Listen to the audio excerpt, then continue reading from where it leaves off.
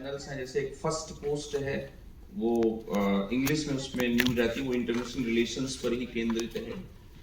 App download कर सकते हैं बीबीसी के, जो हिंदी न्यूज और इंग्लिश न्यूज है उसमें इंटरनेशनल रिलेशंस का कवरेज बहुत अच्छा होता है।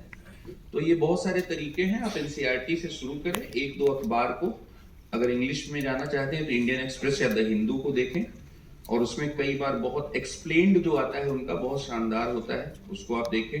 और दैनिक जागरण राष्ट्रीय संस्करण की भी आप मदद ले सकते हैं।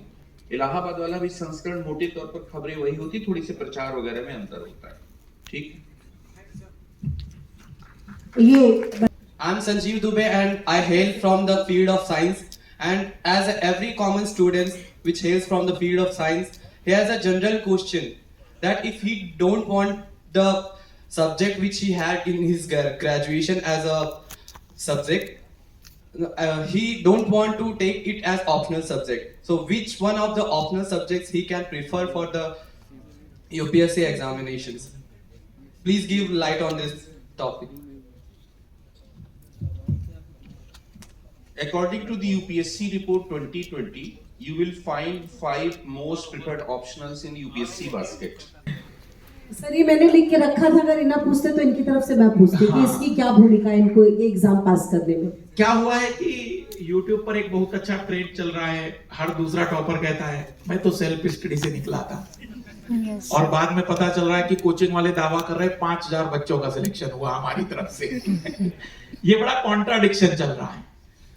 देखिए, क्रिकेट देखने से क्या आप एक अच्छे क्रिकेटर बन जाओगे? क्रिकेट में कुछ बारीकियां होती है, किस तरीके की बॉल के लिए किस तरीके से जवाब देना है, किस तरीके के बैट्समैन के लिए कैसी बॉल डालनी है, उसके अपने कुछ स्पेसिफिक नियम होते हैं जिसको सीखना पड़ता है, और उसके लिए जरूरी होता है ट्रेनर। अगर आपके पास वो है तो फिर आपको कोई जरूरत नहीं है, पर अगर आपके पास वो नहीं है तो यही चीज आपको एक इंस्टीट्यूट उपलब्ध कराता है। मतलब ये चीजें दिमाग से निकाल दीजिए कि आईएएस बनने के लिए जरूरी या नहीं जरूरी, डिपेंड आप पे कर रहा है कि आपके पास अगर वो गाइडेंस है तो मैं कहूंगा कि आपको सच में कोई जरूरत नहीं। लेकिन अगर हम बात करें कि गाइडेंस नहीं है तो वो इंस्टीट्यूट इसी चीज का पैसा ले रहा है कि भाई हम आपको उस जगह पे पहुंचा सकते हैं। दूसरा, ऑनलाइन और ऑफलाइन दोनों में ज्यादा बेटर क्या है?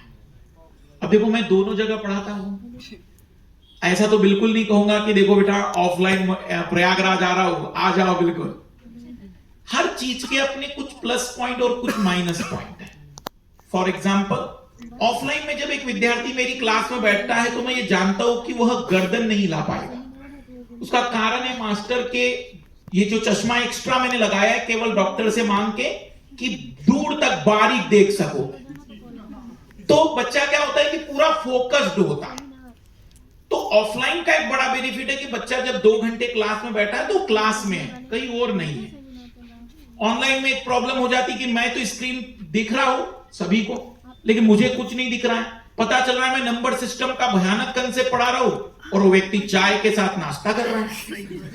मैंने उसको पूरा कंसेप्ट पढ़ा दिया और पूछा बताओ बेटा सवाल का जवाब क्या है, तो उसने कहा सर नाश्ता ठीक नहीं था, नमक की कमी थी।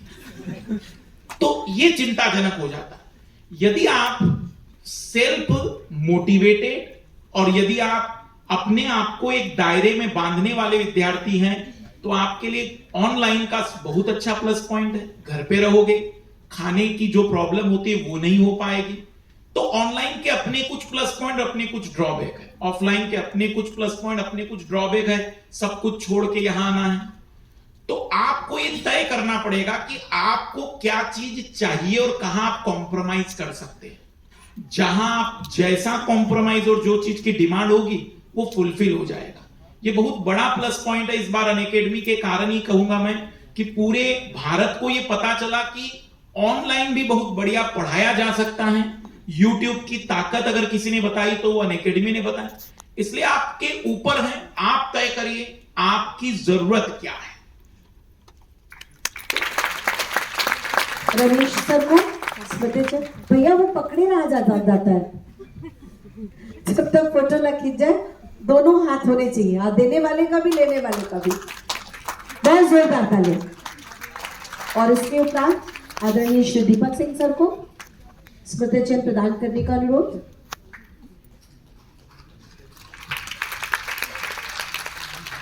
आदरणीय जावेद फारूकी सर, बहुत जोरदार तालियां हमारे विद्वान जनों के लिए। And Apurva Mehrotra sir. दैनिक जागरण में कमलेश जी से मैं और श्याम मिश्र जी से, जो वरिष्ठ पत्रकार हैं, कमलेश जी मैनेजर, उनसे मैं अनुरोध करूंगी श्री धीरेन्द्र मिश्रा जी, उन्हें मंच पर आमंत्रित करती हूँ। प्रबंधक आर की शुक्ला, विधि महाविद्यालय, वीरेंद्र मिश्र जी। विशाल श्रीवास्तव जी को मंच पर आमंत्रित करती हूँ।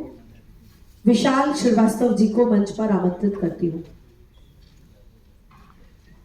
और अनुरोध करती हूँ कि धीरेन्द्र मिश्र जी को स्मृति चिन्ह देकर सम्मानित करें हमारे होनहार बेरवानों की जोरदार तालियों के बीच।